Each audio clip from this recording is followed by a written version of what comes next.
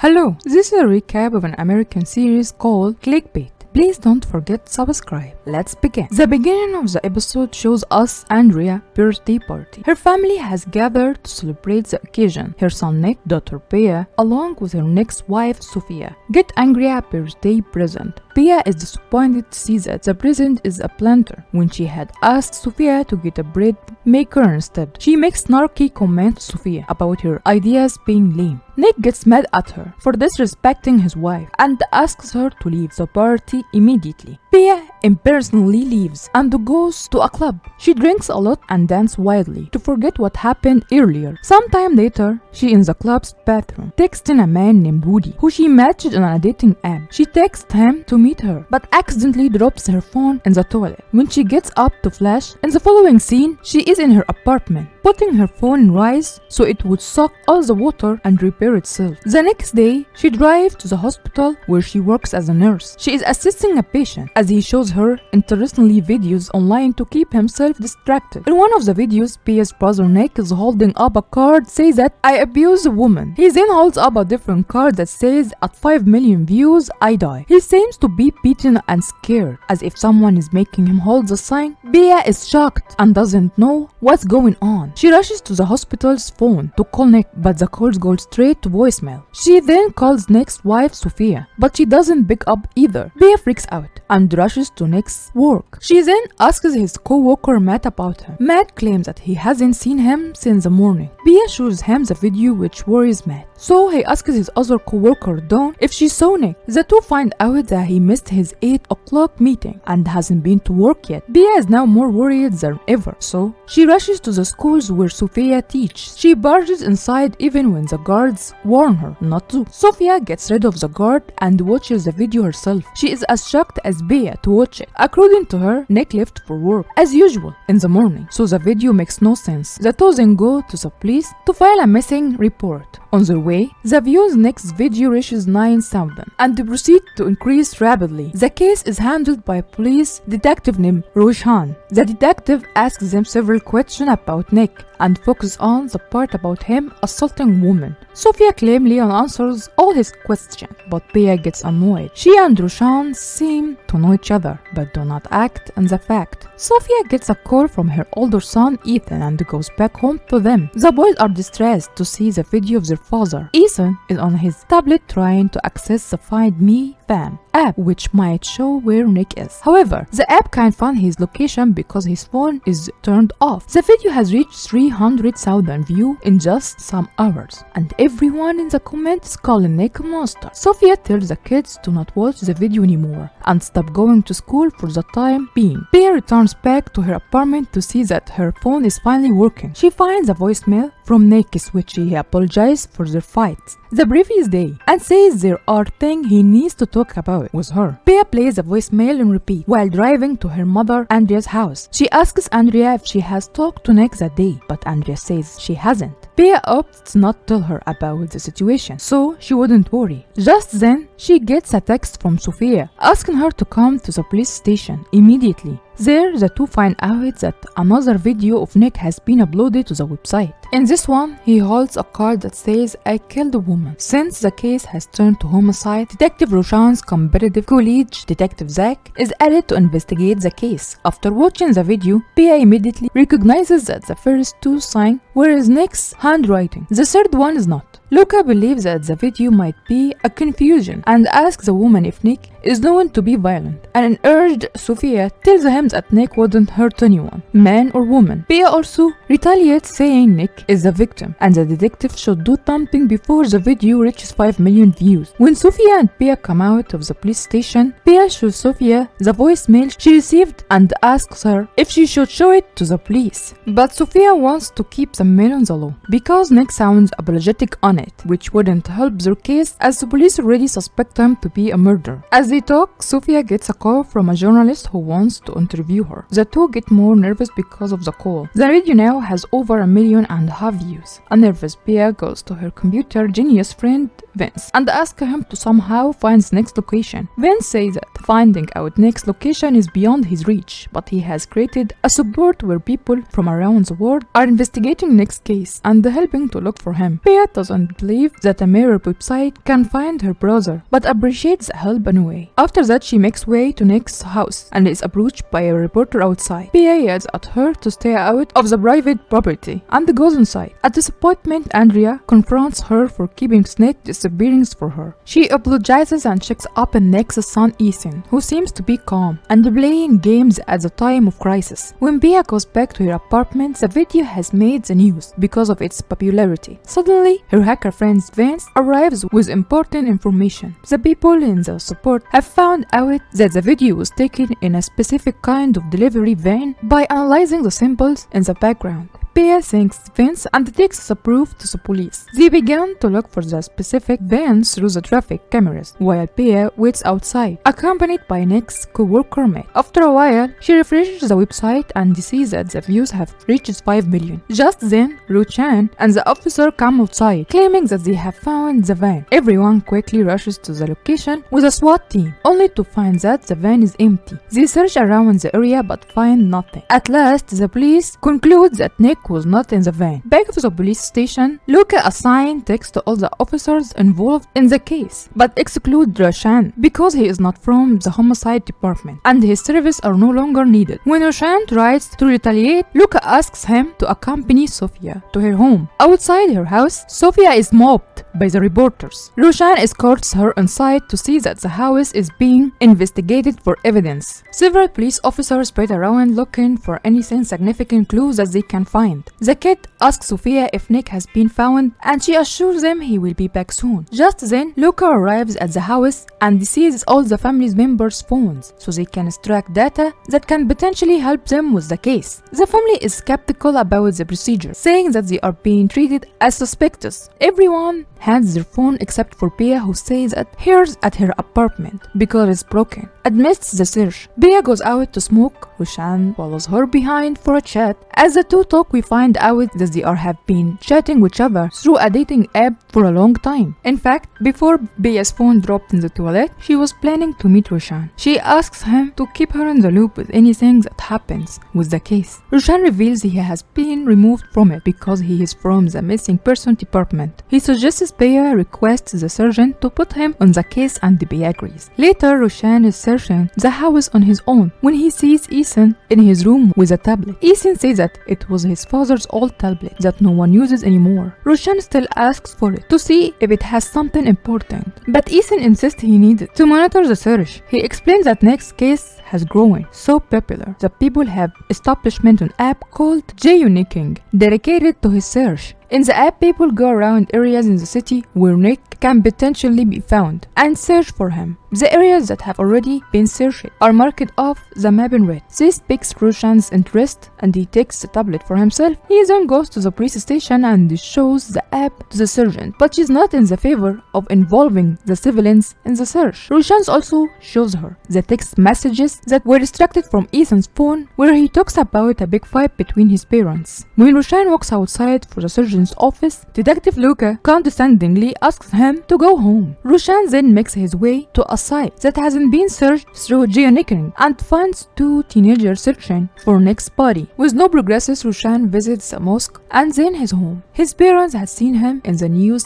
earlier and are proud of him for working on such a big case. They ask him when he is going to be promoted to the homicide department, but Roshan dismisses the question. The following day, Sophia makes an official statement to the reporters, asking Nick's kidnappers not to hurt him. Later, Pia asks Roshan to meet her alone in his car and shows him the voice message Nick had left her before his disappearance. Roshan is annoyed at her for not providing them with the information sooner, but Pia defends herself by saying they can go through her phone now. He asks her what problem Nick wanted to talk her about. but Bea doesn't know it either. Roshan then goes to the sergeant and tell her about the new founded information. So comes clean of his relationship with Bea before Nick's disappearance. After that, he returns back to his desk, only to find the picture from his dating profile posted all over his station. Luca laughs at him for it, and urged Roshan blames him for being discriminatory towards him because of his religion. But Luca claps back, saying that Roshan is not a team player and is using this case to get promoted. The next day, Nick's bike is found by the side of a sculpted road. The police rushes there and investigated the scene. Soon an empty syringe is found nearby. They conclude that it was used to kidnap Nick. After the investigation, Nick goes to Sophie's home and is received by her mother Ruby. He informs the family about Nick's bike being found and asks to speak to Sophie in private. He asks her about Nick's voicemail to Bea, to which she reveals about their fight the night prior. Then Roshan inquires if Sophie and Nick were facing some material issues before his disappearance. Sophie, unsettled by the question, claims that the state of the relationship has nothing to do with Nick's disappearance. Roshan gets suspicious and directly asks her if she knows where her husband is. Sophie looks at him in disbelief and asks him to get out of the house. Next, he goes to Bea's apartment to find her observing the Geonicon app. He asks her about her fight with Nick only to dismiss it. Eventually, she tells him she and Nick are closer than most siblings, but he had been acting differently for a few months. They got in a fight because she called him out on it. She also reveals that in March 16th, he came to her with bruises and told her to keep it secret from Sophie. As they talk, the Geonicon app shows Nick's body has been found. Roshan and Bea quickly rushes to the location where a crowd of people surrounds Nick's body. However, getting closer to it, they see that the body is just a mannequin with Nick's face posted on it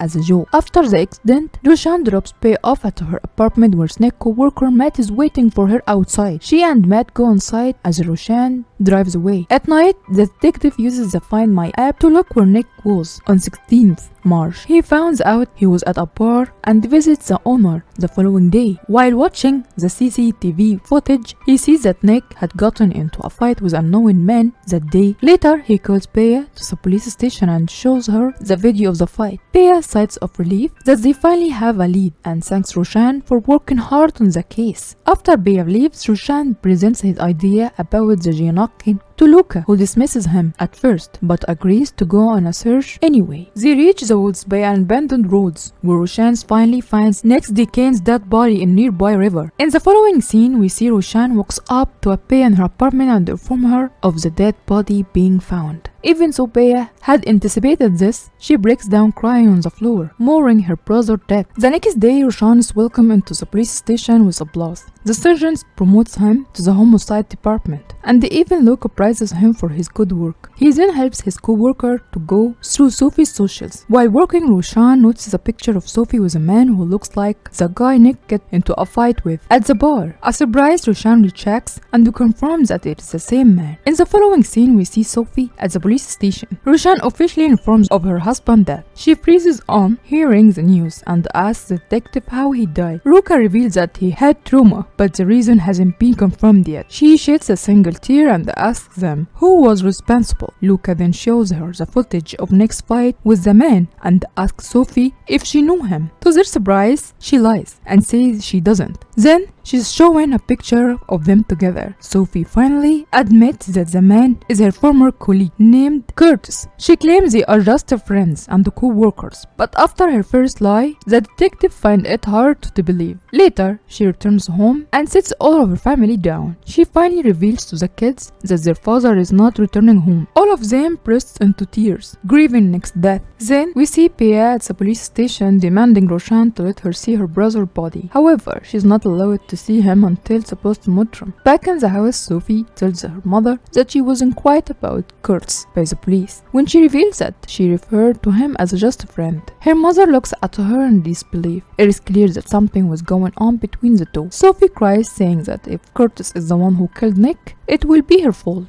As they talk, Bea arrives at the house, asking if she can sleep for the night. Sophie invites her but doesn't tell her anything about Kurtz. Then we are shown the flashback of Nick and Sophie's last wedding anniversary. They had a party that they are enjoyed to the fullest, but by the end of it, Sophie received a text from Kurtz that said he can't stop thinking about her. Sophie's demeanor changed after seeing the text. That night, she came clean about her 3-month-long affair with Kurtz. Nick was furious at her. Back in the present, Sophie sneaks out of the house and goes to see Kurtz. He is shocked to see her but invites her in. He acknowledges everything happened in Sophie's life and asks her if she is fine. Sophie instead asks him why he met Nick without telling her. Kurtz replies that Nick messages him out of the blue and asks him to meet at the bar. He wanted Curtis to tell him every detail of the relationship, who was interested first, when they did meet each other, and how many times they made love. He claims that by the end of the conversations, Nick attacked him, but Sophie is suspicious of him. As they talk, the police knocks on his door and arrest Kurtz. It turned out they had been following Sophie after she lied about her relationship earlier, but Kurtz and Sophie are then taken to the police station as suspects of Nick's murder. After being found in Kurtz's house and denying having any kind of relationship with him, both Sophie and Kurtz are brought to the police station for questioning. Sophie now sits in front of Detective Luke and Roshan and is being asked about her relationship with Kurtz. She finally admits that she had an affair with him 6 months ago. Her reason for visiting Kurtz was to know for sure if he killed her husband. Sophie also reveals that she initiated the relationship with Kurtz and ended it because he had started to fall in love with her. Before she leaves, Roshan tells her that if Kurtz is really the culprit, she will have to testify about the relationship publicly. Sophie then returns home to Bea, who informs her that Nick's workplace has organized a memorial for him.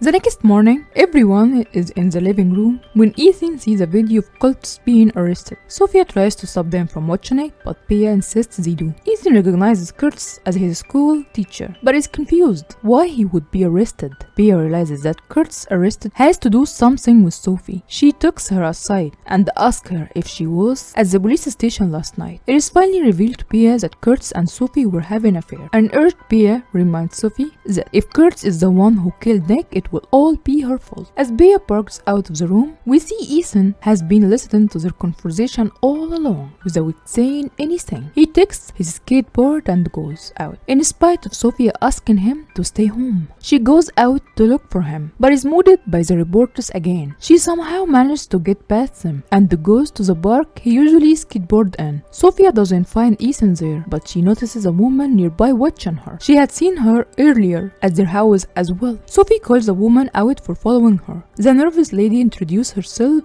as Emma. To Sophie's disbelief, she claimed to be dating Nick before his death. Emma explains that she is from LA, where Nick used to travel frequently. They met on a dating app called Too Smitten, where Nick went by the name Danny Walters. Sophia doesn't buy into the woman's bullshit at first, but begins to believe her when she mentions they start talking in March, around the time Nick found out about Sophia cheating on him. She curses at Emma, gets inside her car, and breaks down crying. Bea calls her, informing her that they have found Ethan. Sophie goes to them and asks Ethan to come home with her. She also tells Bea about her encounter with Emma. Bea looks for the Too Smitten app on her phone and finds a detective profile by the name Danny Walters. She assures Sophie that she will find out if Emma's story is true. Then Bea contacts her computer genius friend Vince and asks him to find out about Danny Walters. Later, the TV shows the news of Kurtz being arrested. People start to conspire about Kurtz's relationship with Sophie, and rumors about their affair start going around. Sophie asks her family to turn the TV off and leave for Nick's workplace for the moment. There, Sophie is approached by one of Nick's students, Jenny, who vaguely tells her that Nick was close to a girl in the basketball team before Matt intervenes and takes Sophie away. The rumors start and Matt gives a speech. Sophie gets overwhelmed and walks out. On her way out, a woman insults her, resulting in Sophie throwing a glass of water to her face. She immediately regretted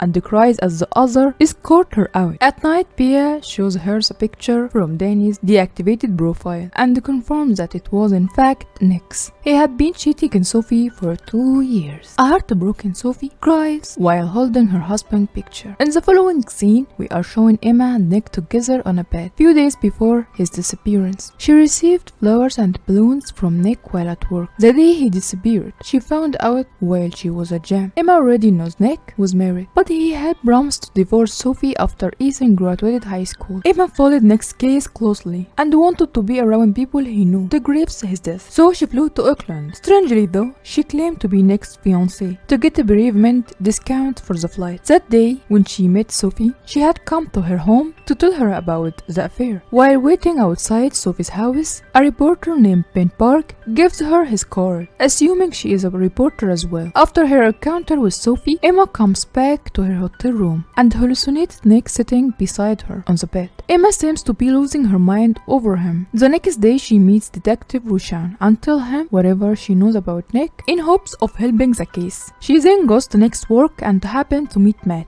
She tells him she's just one of Nick's friends. After that, Emma sneaks into Nick's office and is found by his co-worker Dawn. Dawn makes the woman leave, and at the same time, Pia arrives at the place. She meets Matt and asks him if he knows about Nick's affair, since he accompanied Nick to his LA trip several times. However, Matt seems to know nothing about the matter. Meanwhile, at home, Sophie is looking at casket options for Nick when she gets a message from a known number calling her names. Soon, she begins receiving several such messages. Someone had leaked her phone number and the credit card details online. Then, Pia goes to meet Emma in her hotel room. Emma is surprised but happy to see Nick's sister. Pia asks her if whatever she's saying is true. Instead of answering, Emma says that Nick told her about his and Pia's relationship. She knows that they went through some stuff together as a kids that brought them closer than ever. Hearing this, Pia believes that Emma was in fact in contact with Nick. She gives Emma her number for any emergency and leaves. At night, when everyone is at home, Sophie's mother, Ruby, and Nick's mother, Andrea, get into argument after Andrea insults Sophie for cheating. The situation in the family is grim. At the same time, Emma receives a call from a man who threatened her to go back to LA as soon as possible, leaving Nick's family behind. Emma freaks out after the call and drives away from the hotel in her car. She calls Pia in panic and leaves her a voicemail. Soon she realizes that she's been followed. The car swerves, crushing her car off the road. Later, Emma is in the hospital, talking to Roshan about the encounter. Roshan now believes that Nick's murder has to do something with Emma, and the person who called her was probably the perpetrator. Pia arrives at the hospital and listens to Emma's story. When Pia and Roshan are alone, Roshan informs her that they have found 3 other dating profiles that were Nick's. The pattern shows that he created profiles on different sites and talked to a different girl in all of them. Eventually, after they broke up, he deleted the profiles. Pia lied on his information to Emma, thinking she deserved to know it. She also reveals that one of the girls Nick talked to is named Mandy, an artist based in LA. When Emma returns back to LA, she looks for Mandy's social and asks her to meet. The two talk to each other and find out that Nick had said the exact same thing to them, but Mandy had looked through his lies and broken up with him while Emma believed him. Mandy has also made a painting of Nick which Emma buys for her. She feels betrayed by Nick and burns the painting in frustration. She also calls the reporter Ben Park and agrees to do an interview with him as Nick's girlfriend outside marriage. In the interview, she suggests that Nick abused her emotionally, so the things written on the card might just be true. In the interview is broadcasted. Nick's reputation will go downhill quickly. Ben is overjoyed to be able to launch such an important interview. His bosses asks him to find out about the other women who were involved with Nick online. Later, Ben gets an idea to visit the Brewer's home to tell them about Emma's interview and manipulate Sophie into giving an interview in order to save Ben's reputation. He poses as a delivery man and enters the home while recording with his phone. Pia soon finds him and is threatened to call the police. He tells them about Emma's interview and leaves his card on the floor for them to contact him. Later, Ben is at his home with his boyfriend Cameron. He goes into several dating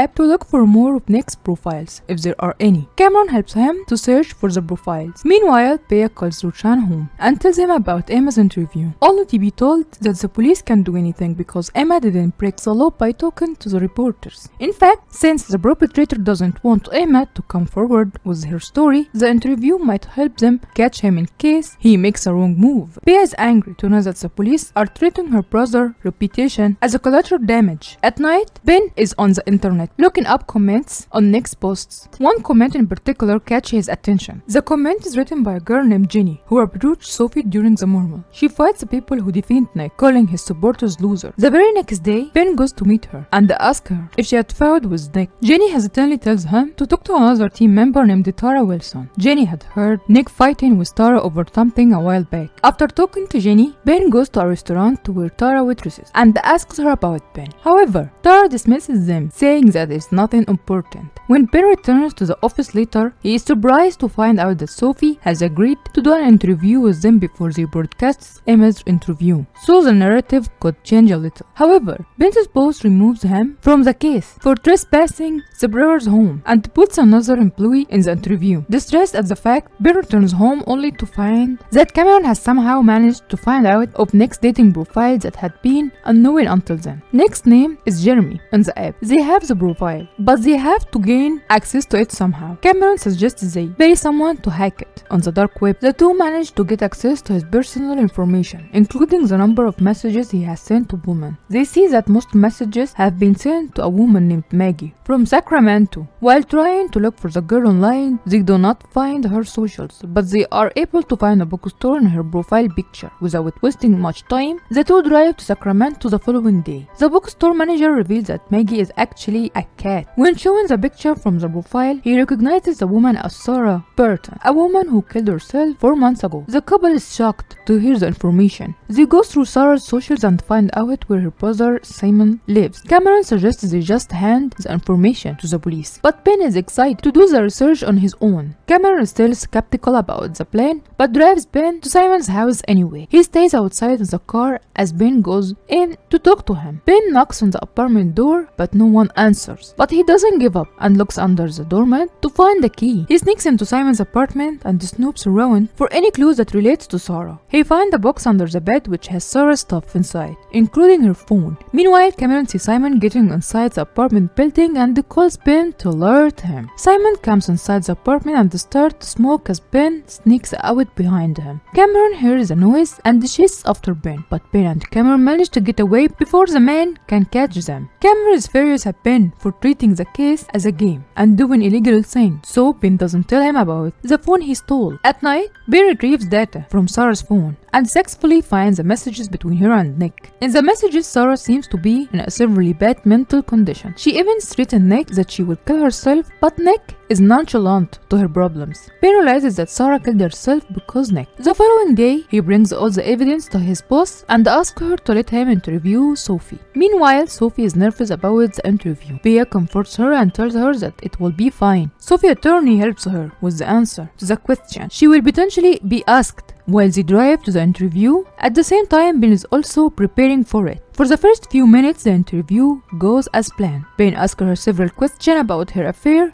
and Nick's character, and Sophie answers them all truthfully. Then he mentions Sarah's death, which threw Sophie off guard. She claims that she doesn't know what he is talking about, but Ben shows her the final conversation between Nick and Sarah, which promoted Sarah to end her own life. Sophie panicked and walked out of the interview, giving the people more to talk about. Later, they are at home when the interview is aired on television. The last few messages between Nick and Sarah are even enacted as a phone call to make it seem more personal. The detectives are furious as how they didn't know about Sarah. Sarah's brother Simon also watches the interview in anger. The scene then changed 6 months earlier. Simon, who works for a tech company, sees his sister swooning over a man she's dating online. He asks her to be careful at first, but then approves of their relationship after seeing how happy the guy makes her. She had been suicidal for a very long time, but after talking to Jeremy, she has started doing the thing she enjoys again. However, when Simon visits her some weeks later, she is in the worst mental condition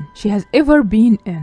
Simon asks her why she hasn't been to work for over a week when she reveals that Jeremy is actually married to someone. She breaks down crying, saying that she doesn't want to live anymore, while Simon comforts her. A few days later, Simon is with her friend Daria at work. Then he gets a call from Sarah. She cries hysterically while apologizing to him. Simon figures out something terribly wrong and runs to her apartment, only to find her dead. Back in the prison, Simon is at work when Detective Roshan visits him. Simon composes himself and greets the detective. Roshan asks him if Sarah reveals the nature of her relationship with Nick, but Simon lies and says she didn't. When asked where he was the day Nick was kidnapped, Simon tells him that he was fishing in the Russian River with his friend Daryl. Roshan asks for Daryl's number and leaves after. Right after the meeting, Simon texts Daryl, asking him not to answer his phone if someone calls him. At the same time, Roshan gets a call from Pia. He demands to know if he is doing something about the case. Roshan tells her he is in Sacramento to speak with Simon and hangs up. After the call, Pia notices Nick's picture from around the house inside a box. She goes to the room where everyone is enjoying a family dinner and asks who took the picture of the wall. Sophie admits to taking them down because she is ashamed to be Nick's wife. The two step aside into a room where Pia says that the text messages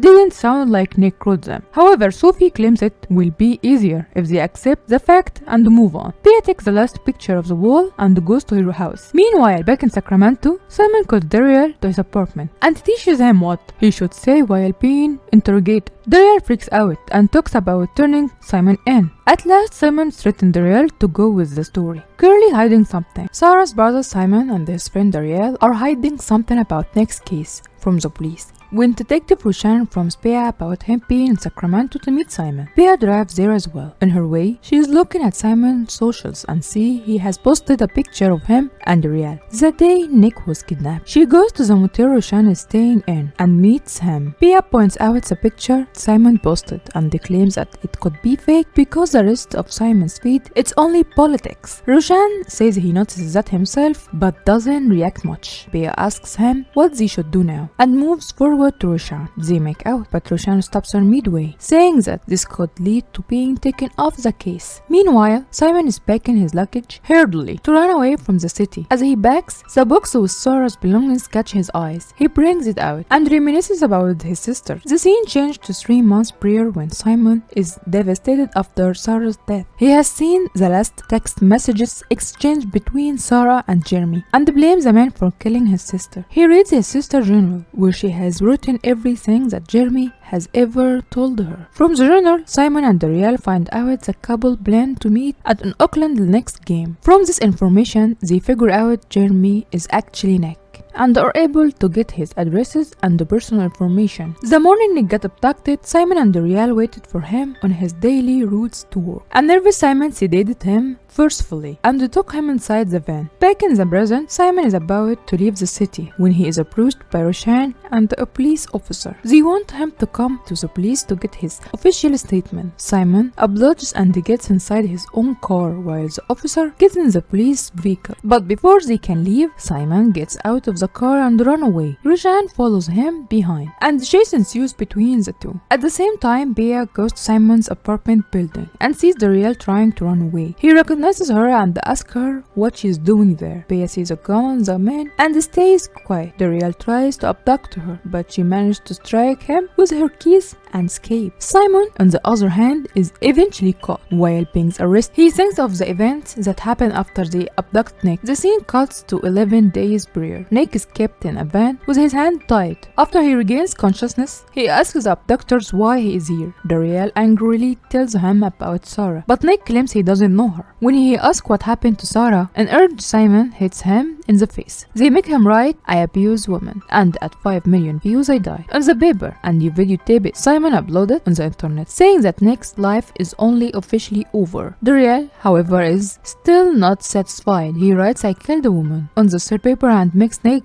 pose with it. Nick retaliates saying he didn't kill anyone. He asks Simon how his sister died and finds out that she killed herself. Nick asked more questions about her death, angering Simon even more. He punches Nick repeatedly, making him stop in pain. After a while, the video reached 3.5 million views. Nick asks Simon what made him think Nick killed his sister. Simon pulls up his dating profile in his laptop and shows it to an utterly surprised Nick. Nick claims that it's not his profile because he has a wife and 2 kids. Simon in turn tells him about Sophie cheating on him, which surprised Nick because he hadn't told this to anyone yet. When Nick still denies knowing Sarah, Simon shows him a picture of him and Sarah on a beach. Nick claims that it's clearly Photoshop, but the other 2 didn't believe him. Sometime later, Nick tells Simon that his father also killed himself. He reveals that he and Pia had found their father's body when they were just kids. Since Nick also has a sister, he knows what Simon must have gone through. Nick tries to reason with Simon, saying that he knew how it feels like to lose a loved one. He then asks Simon to show him that picture again. Simon brings out the picture and sees that level of the horizontation doesn't match, so the picture is clearly edited. Right then, Daryl calls Simon outside, saying that the video is a 4 million now. Back in the prison, Simon sits in the interrogation room with Roshan. The detective asks him about his relationship with Nick, but Simon doesn't speak. Instead, he asks to speak to Nick's sister. Roshan is surprised, but asks Pia to come in anyway. She sits in front of Simon, who stays quiet for the most part. Pia reminds him that although he avenged his sister's death, he will never get to be with her or hug her again. She's gone, and nothing will bring her back. At last, she asks him what he accomplished by killing her brother. We are then taken back to the time the video had just hit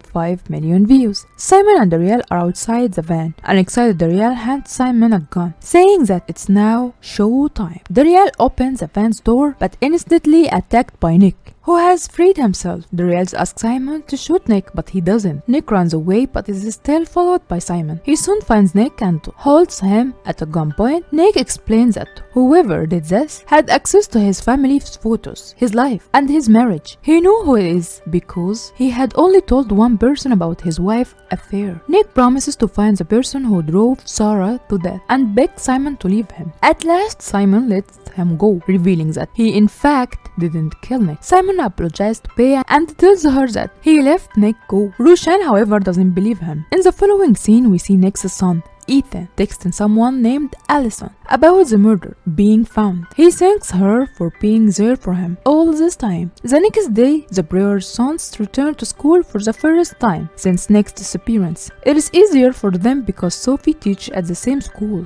She asks the boys to stay out of trouble and leaves. Kai's friends welcome him back, but Ethan is confronted by a bully. The bully makes jokes about Sophie's relationship with Kurtz, which angers Ethan, but he doesn't react. Kai, who has been listening to the conversation nearby, loses his temper and attacks the bully. They get into a fight, which is stopped when Ethan pulls Kai away. The bully's nose is left blooded after. Later, both Ethan and Kai are at the principal's office with Sophie. Ethan texts his internet friend Allison saying he might be in trouble. At night, the family is having dinner with Ethan asking Pia what snake murderers look like. Pia answers that they looked sad. She then relieves that Simon said he let Nick go because he realized he had gotten the wrong person. Andrea says the killer is obviously lying, but Pia believes him. Sophie takes her aside and asks her to keep the conspiracy theory to herself. She doesn't want to give her kids false hope that their father might have been a good person. Sometime later, Ethan in his room texts Allison again. He tells her about Pia's theory, making Allison question more about the matter. He then watches a video of Mandy, the artist, who was one of the girls Nick met online. She says that she had never met Nick in real life. This shocks Ethan because now the only person alive who has claimed to meet Ethan is Emma, and if she's lying, Nick might be innocent. Ethan texts Allison about this as well. The following day, Sophie leaves for work, leaving the boys behind. Ethan calls Pia, but she doesn't pick up, so he goes to her work to meet her. He then tells her that Nick never met Mandy, making her believe that Nick might be innocent. Pia calls Emma to ask her, but she doesn't pick up. The two then go to the police station to inform Roshan about the matter. Meanwhile, Sophie finds out from the principal that the police parents are trying to press charges against Kai. She requests her to arrange a mediation so she can talk to the parents directly. The principal accepts to do it, but suggests Sophie that she and her kids should leave the school to avoid more chaos. In the meantime, Pia tells Roshan that Mandy has never talked to Nick, but Roshan dismisses her because that doesn't prove anything. He says he will give Emma a call to confirm and continues to another case. While returning home, Bea sees Ethan texting someone constantly and asks him who it is. Ethan reveals that it is his internet friend who he likes. Bea asks him to make sure he is not being catfished. When he returns, Sophie then asks Ethan to stay home and leaves with Kai to meet the bully's father. Ethan goes through his and Allison messages and notices a pattern of text where she urges him to tell her more about Nick's case. He quickly asks her to meet him in real life, but she claims she can't meet him because she has an anxiety disorder. Ethan realizes that he has been catfished. He throws his phone away in frustration, but receives a text from Allison again. She has sent to him her location. So he quickly leaves to meet her. When he finally knocks on her door, a middle-aged man greets him. Ethan calls him out for catfishing him, but the man turns out to be Allison's father. He then meets Allison, who invites him in. Meanwhile, Bea goes to Vince again to ask him to figure who was pretending to be Nick in the dating profiles. Vince, in turn, tells her about Tara, the girl who dropped out of the volleyball team after arguing with Ben. She might be able to tell who was behind the fake profiles. In the meantime, Allison and Ethan instantly bond and start talking about Nick's case. Allison suggests Ethan call Emma on his own because she might answer his calls since he was supposed to be her stepson.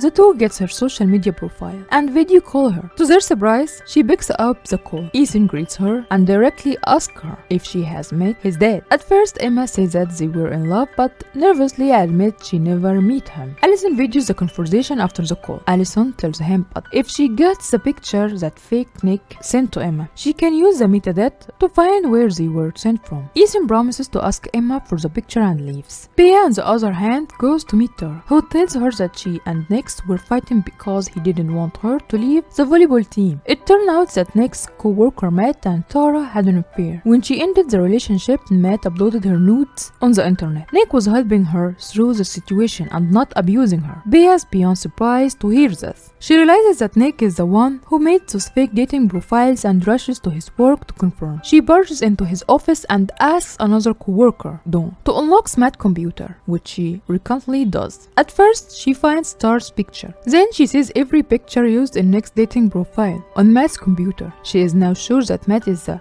culprit. Bea takes picture of the computer screens as evidence. In the meantime, Ethan sends a picture to Allison for her to find out the addresses. Kai barges into his room and sees him closing the tab abruptly. He asks him what is wrong, but Ethan dismisses it. Sophie calls them down to have a chat. She tells them about wanting to transfer to a different school for a fresh start. Ethan takes this opportunity to show her the video of Emma admitting that she never met Nick. Hearing this, Kai sneaks into Ethan's room and goes through his computer. Just then, Allison texts Ethan the hacker's address. Kai reads the messages and figures out the addresses is of the person who stole Nick's identity. In the meantime, Bea calls Roshan and tells him about the picture she found on Matt's computer. Roshan thinks she is overreacting at first, but then believes her. When Bea gets to her apartment, Matt is waiting for her outside, asking her why she's broke into his office. Bea accuses him of abusing Tara, but he denies posting the picture online. He gets aggressive but leaves when Bea's roommate arrives. Meanwhile, Sophie checks up on her son and finds Kai missing. We see Kai on his way to the address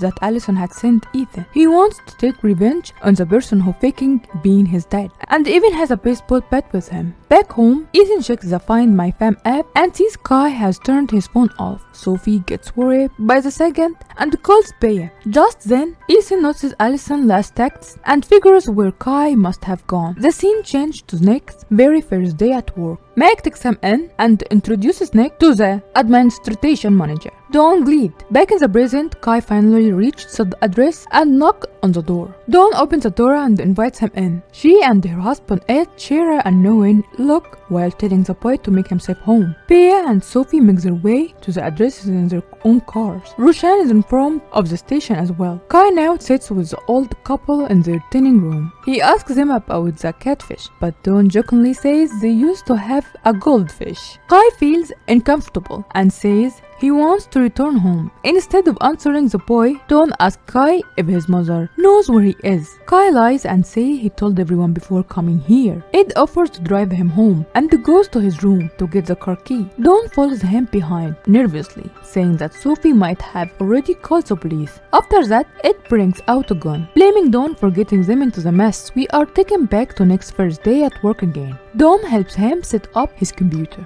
and in the process, gains access to pictures from his phone and his social media credentials. When she returns home that day, we see her lifestyle has been repetitive and boring for the past several years. At night, she is in front of her computer. Dawn excitedly logs into a dating app as Nick. One day at work, Dawn comes across Nick drinking in his office. She asks him what is wrong, and Nick tells her about Sophie's affair. He trusts her enough to go into details, which she later tells the girls who she talks to as Nick. Back in the present, Sophie and Pia get to Dawn's address and break inside the house. No one seems to be home, but the two find Dawn and Ed's picture, realizing that she was responsible for stealing Nick's identity. Meanwhile, the couple nervously drives Kai away from his home. Dawn throws Kai's phone out when he tries to call his mother. Kai begs the two to let him go. They stop the car at a ranch and they get the boy inside the trailer. Dawn is nervous because of that gun Ed possesses, but Ed says that he's not going to jail at all costs. At the same time, the police locate their car in the ranch and drive it to it. Dawn nervously tells Ed she didn't mean to hurt anyone. Ed, in turn,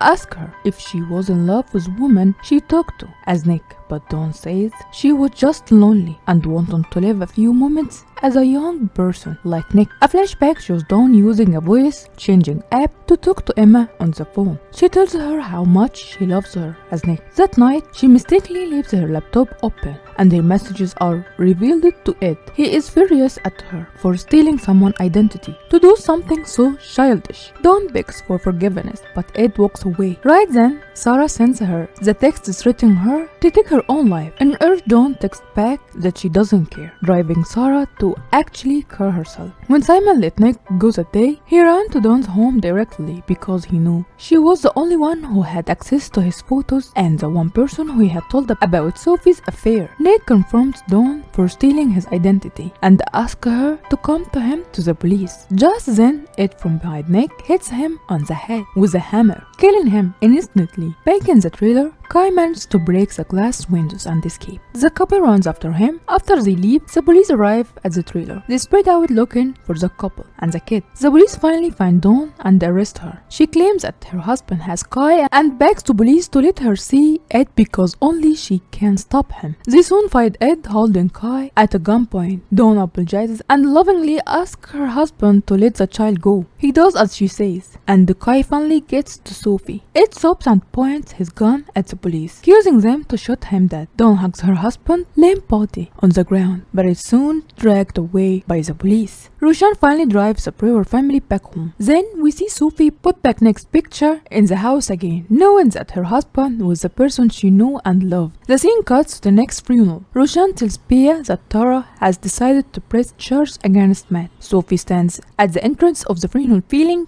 overwhelmed, but Pia managed to reassure her that they will get through this by supporting each other as a family. The series ends as the two walks into the funeral home together.